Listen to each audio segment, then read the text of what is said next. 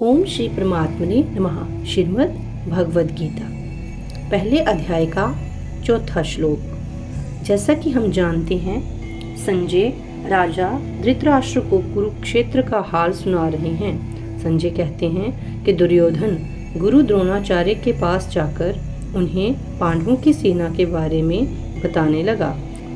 इस श्लोक में उन्हीं सब योद्धाओं की वीरता का वर्णन किया गया है जो पांडवों के पक्ष से युद्ध करने के लिए कुरुक्षेत्र में आए हैं। श्लोक कुछ इस प्रकार से है। अत्र शूरा महेश्वासा भीम अर्जुन समायुधि युयुधानो विराटश्च द्रुपदश्च महारथ। अत्र शूरा महेश्वासा भीम अर्जुन समायुधि युयुधानो विराटश्च द्रुपदश्च महारथ। यहाँ पांडवों की सेना में बड़े बड़े शूरवीर हैं जिनके बहुत बड़े बड़े धनुष हैं तथा जो युद्ध में भीम और अर्जुन के समान हैं। उनमें युयुधान, राजा विराट और महारथी द्रुपद भी हैं। ऐसे बड़े बड़े धनुष पास होने के कारण ये सभी बहुत बलवान हैं और शूरवीर हैं। ये मामूली योद्धा नहीं हैं। युद्ध में ये भीम और अर्जुन के समान हैं, अर्थात बल में ये भीम के समान और अस्त्र शस्त्र की कला में ये अर्जुन के समान हैं। युयुधान ने अर्जुन से अस्त्र शस्त्र की विद्या सीखी थी, इसलिए भगवान श्री कृष्ण के द्वारा दुर्योधन को नारायणी सेना देने पर भी वह कृतज्ञ होकर अर्जुन के पक्ष में ही रहा, दुर्योधन के पक्ष में नहीं गया। द्रोणाचार्य के मन में अर्जुन के प्रति द्वेष भाव पैदा करने के लिए दुर्योधन महारथियों में सबसे पहले अर्जुन के शिष्य युयुधान का नाम लेता है।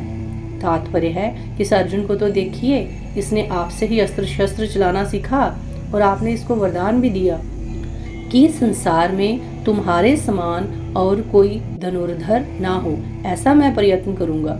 इस तरह आपने तो अपने शिष्य पर इतना स्नेह रखा, पर वह कृतज्ञ होकर आपके विपक्ष में लड़ने के लिए खड़ा है, जबकि अर्जुन का शिष्य युयुधान उसी के पक्ष में खड़ा है।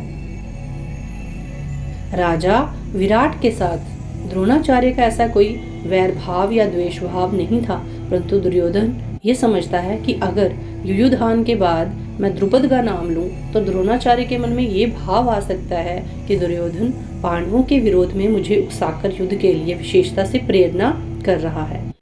इसलिए दुर्योधन द्रुपद के नाम से पहले विराट का नाम लेता है, जिससे द्रोणाचार्य उसकी चालाकी ना समझ सके और विशेषता से युद्ध करे।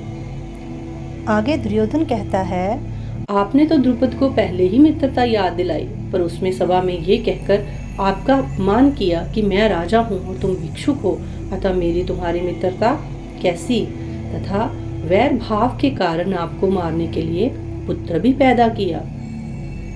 वही महारथी द्रुपद आपसे लड़ने के लिए विपक्ष में खड़ा है। जय श्री कृष्ण।